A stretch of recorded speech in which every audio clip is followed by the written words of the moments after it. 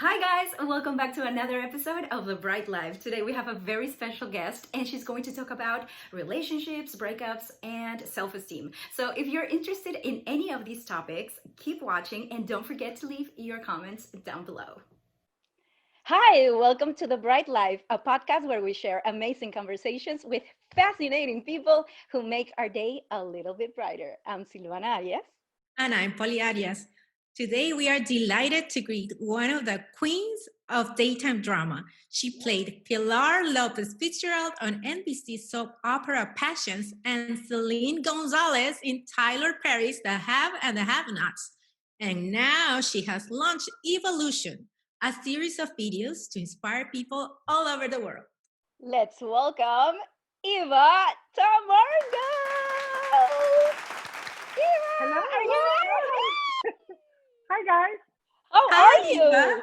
Thank you for I am joining good. us. Oh, no, thank you for having me. I'm honored. I hope I have a Hey. lot you want me to say. We have so many questions. Are you ready? Okay, I'm ready. Okay, I'm Born ready. ready. first question. Yes. What's your hair care routine and why do you look so amazing? No. That's just a joke. I'm kidding. Oh, We want to know and we want to talk about evolution. What is it? okay. And do you remember that moment when you said, "Okay, let me get camera ready and press record"? Oh, okay. Well, that moment happened when I was in fourth grade, but that's a whole other conversation. Evolution was born out of I guess it started from a really painful breakup. And it was the start of my unraveling all the layers and masks that I had been wearing in my life that I didn't even know that I was wearing. So evolution is all about the evolution of me, of becoming the woman that I always thought I was being. And I'm still not there, but that's what evolution is. And I decided to take it to the level of sharing with people because I felt so many people, especially women, go through the same thing and don't have somebody that they can talk to about it or somebody that they can relate to. And I thought, well, you know what? I'll share my pain. I'll share my process. I'll share my layers. And that's how evolution started. And it's still, I have to be honest with you, it's still challenging for me to post because I always, your ego gets in the way and who am I to be sharing and all that stuff. But then I try to quiet the mind, quiet those, that's what meditation comes in. And then I go ahead and do it anyway. Now that you mentioned breakups, that's very interesting that those moments make us grow. Right. And I love talking about breakups. I know you do. um, Everybody does. I remember you told me once that breakups have the same stages as mourning, and that Yes. helped me understand a lot about the process of ending a relationship. Can you explain that a little bit more to our audience? Yeah. Well, firstly, let me just say that everything ends, right? Let's start with that. We, unfortunately, as the human experience wants to hang on to things and wants everything to last forever. And therefore, that's why breakups are so hard. Yes, your heart is broken. Yes, you wish it was different, but endings have to happen so that the new can begin. And endings are a loss. And so therefore you have to grieve it as a loss. It's most of the time, it's a grieving about what you wish could have been. It's not even about the actual relationship. It's your idea and your fantasy about how you wish it could have been. Yeah. Well, here's the thing. If it was supposed to be that way, it would have been. So, but I know that relationships are our greatest teachers. And sometimes you get caught in this, like, why did I attract this person? And then you go, well, because that person is your teacher and part of your lesson. Otherwise, you wouldn't attract it. And something I want to add to that is that you cannot attract what you're not being, correct? So if you want this guy who's loyal and works on his inner self and is kind and loving, well, you kind of have to be there yourself because that way you will attract that. And I think that a lot of women think, oh, but I am there. I'm like, no, you're not. You're attracting that same, or men too, you're attracting that same personality or that same dynamic for a reason because you're still not healing completely that place that you need to heal, whatever that is, insecurity, abandonment issues, I'm not enough, which we all suffer from, by the way. I know. All of us. I know. Yes, and you know what? I think it's so easy to lose yourself in a relationship.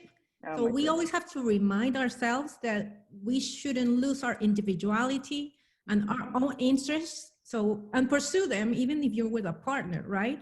So Right. in your experience, Yeah. what do you think are those items that are the basis or the foundation of our relationship? Those values or principles both partners have to agree on to pursue a healthy relationship. Well, you just said it perfectly, which is that you have a relationship can only act as a place where you lose yourself if you don't have a strong sense of self. I've been there. I don't know if you guys have been there, but I have been there. Yes. Women by nature are extremely doting, giving, loving. We actually do a thing that's called we're sacrificial. We do it to a point where we're so giving and loving because it's the maternal instinct in us. And then you lose yourself in that relationship, right? But that's on you. And I'm speaking from experience when I know that when I have been the strongest in a relationship is when I've had a much more sense of myself and what I bring to the relationship and how I matter. We put a lot of emphasis and a lot of importance on relationships. And I read a beautiful book about this once, which is so clear, which is that it's too much to put that amount of pressure on a relationship. A relationship is not there to make you happy. Yes, it can make you grow, but it's in itself, this beautiful flower that's blooming. You can't expect to be plucking at the petals because you want more and more and more. It has to kind of grow on its own with each individual person working on their stuff. And I think that most of the time, if not all of the time, that's not the case.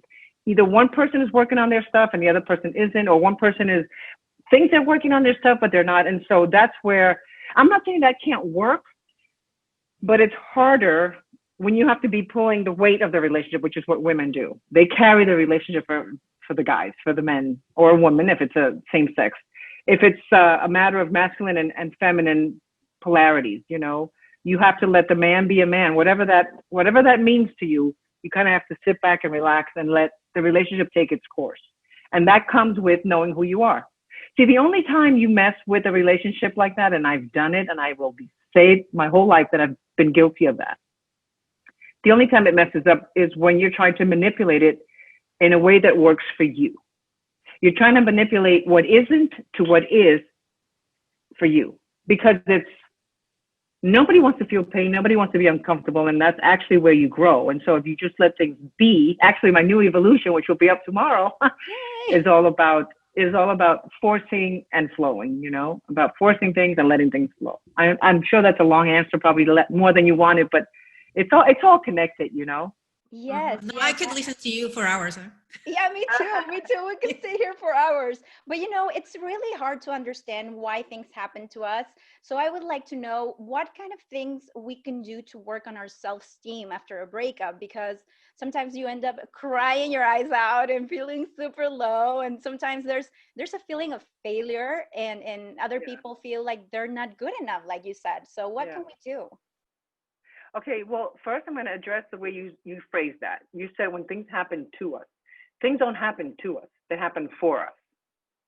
Mm. So if you look at a relationship ending and you realize that you're crying your eyes out and you feel bad, there's a space there that you can find where you realize, oh, this shit is happening for me, man. I need to look here. Because yes, you can be upset and you can be devastated and miss the person.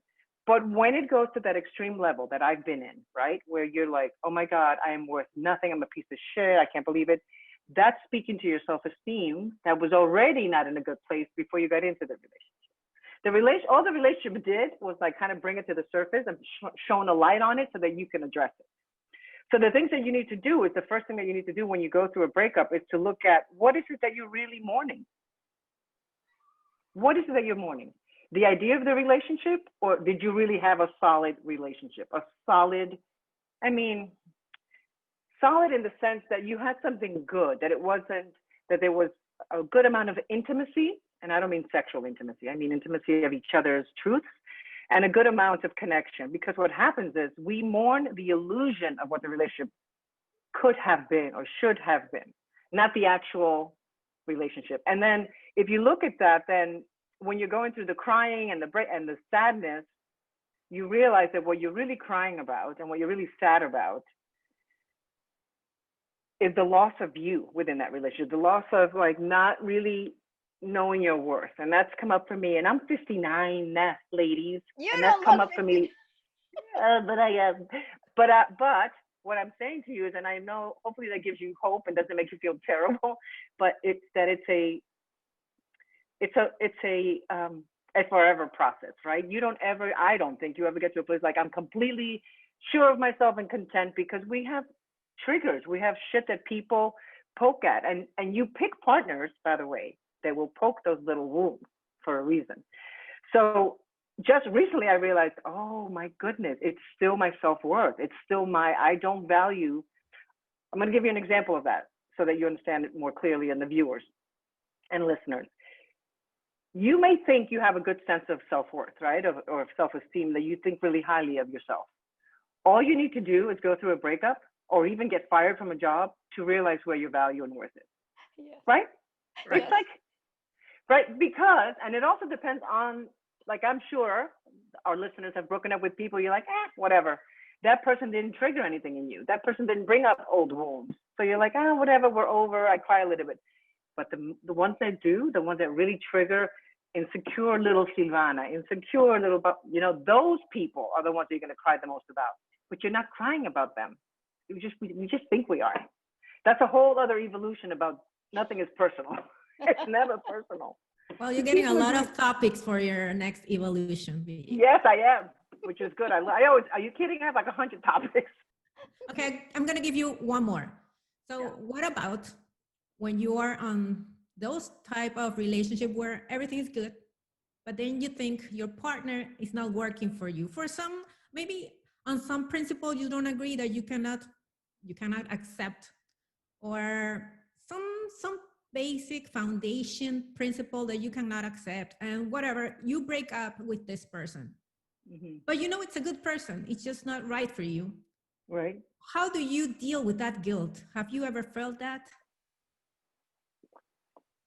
Well, firstly, let me just say that a good person doesn't mean a good person in a relationship. You can be an amazing human being and suck at being in a relationship. Okay. So that's first of all, right? I'm going to tell it like it is. But you did say a basic foundation. If it is, only you know, like you yourself and Chibi, only you know what is the deal breaker for you, right? So if it's something that you know is a deal breaker, I can guarantee you that deal breaker was there from the beginning, right? I can't be with a guy who X, Y, and Z. I can't be with a man who, or I can be with a woman. But then you wind up getting in a relationship with somebody who absolutely lacks that. And you stay in it because why? Because we hope that somehow in the future, they're going to change. It's going to be different. It's not that. So you're compromising already at the very beginning. So the guilt comes from the fact that you feel somehow that you would have made the difference. You don't have that power. You don't have that power. That's big. That's a big ego thing too, to think that somehow, I should have stayed because it's sacrificial. I should have stayed because they're a good person. No, you have to, first and foremost, in any relationship, you got to be honest with yourself and honor you. If you don't honor you, you're not honoring the other person. Correct? Yeah.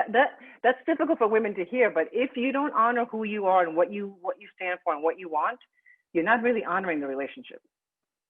You really aren't, because you're kind of I used to tell this to my son when he was dating. I think I told you this, Savannah. When my son was in high school, he dated a lot. He's a good-looking kid, and he would tell me, "Oh, I don't want to go out with this girl anymore because I feel bad." I go, "Wait, hold on. ¿Cómo que you feel bad? No, if you're not into the girl anymore, no, because I want to be a nice guy." And I would say, "No. See, that's you protecting yourself.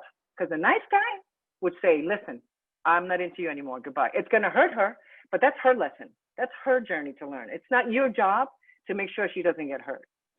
Obviously don't be an asshole, right? But I taught him that from a very young age. And I said, no, I don't want to ever hear you say, I don't want to be a nice guy. Honor you, because when you honor yourself, you honor the girl or the person or whomever. So the guilt just comes from a place of ego. It really comes from a place of like, you feel that you have all this power that no, they have their lesson, they have their thing. And you can, listen, feeling bad and feeling empathy and remorse is normal. You just can't take it to the extreme where you feel it's all you, because it's never all you. And that's a whole other subject that we could talk about accountability in relationships. Even the nicest guy in the world, I can guarantee you, if you speak to the wife, she'll say, you know, but I go, yeah. Even if it's 99.9,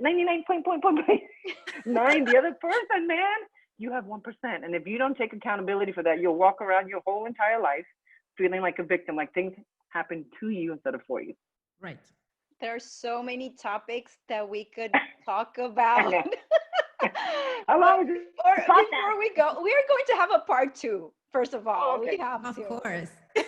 But before we go, I would like to know what would be the best advice you could give a person who's going through hard times right now? Something that you would have loved to hear when you were feeling depressed or down. Well, the biggest advice I can give anyone, and it's the advice that I feel came late to me in life, is that everything is fleeting. That whatever you're going through right now is not forever. That it's almost like it's okay to be in it. It's okay to embrace it, because here's the other thing that happens too. We live in a culture, right, where we don't want anything ever bad to happen. We don't want bad feelings. I don't want to feel bad. I don't want to feel pain. That's not life. Correct? I'm not saying you need to wallow in the pain, but that's not life. So heartache, being down, shit going awry, I should say, the pandemic, all of that is part of life. So it's a two-part answer. One is to accept that where you are, what you're going through is absolutely part of your journey, not to fight it, because the more you fight it, the worse you'll feel. And the second thing is to know that it's fleeting. Life, everything in life ends, the good and the bad, right? So if the good ends, the bad ends as well. And I think that the more you realize that it's more of a narrative that you tell yourself. So if you can control the narrative, you're already going through a hard time, and then you add to it by the thoughts. You add to it and make it, and you awfulize, what they call in psychology, awfulizing. So those are the two things I would do, to realize that life is pain. It's the one of the main noble truths in Buddhism, right? Life is pain. And you're not going to get away in life without feeling it on some level. And the other thing is that it's all fleeting. It's all going to pass. Nothing lasts forever. Nothing. And in fact, actually, if you allow it and feel it and really feel, I'm feeling this for a reason, it actually helps you feel better. I know it may sound weird, but it does make you feel better. Because when you make friends with what is, with the trouble, with the obstacle, with the pain, it no longer has a hold on you. It's actually part of your experience. That's so smart. There you go. Embrace life then. Yeah. With Exactly. ups and downs. Yeah, it's happiness. It's not the absence of pain. We, unfortunately, this whole thing about, good vibes only. I only want to think positive thoughts. That gets you into so much trouble, man, because then what happens is when the shit hits the fan, which it does in life, because you are going through a human experience, people are going to let you down. You're going to get into a car accident. You're going to lose a loved one. It's going to happen. So the more you are open to that being all part of life, the black and the white, the dark shadows, the dark areas, the easier, not easy, the easier it'll be when you hit those places. So embrace it all. It's all part of life. The black, the dark, the good, the bad. Everything is part of the bright life. The dark and the bright side. Exactly. Look at the bright side. Promise us that you're going to be here for a part 2, because we have so many things we want to talk about. Thank you so much for being here. Thank you so much for all your wisdom. And to all our audience, don't forget to follow her on social media and to watch all of her videos on Evolution. Thank you so much. We love you, Mima. Love you guys. Bye. Bye. See you next time. Bye.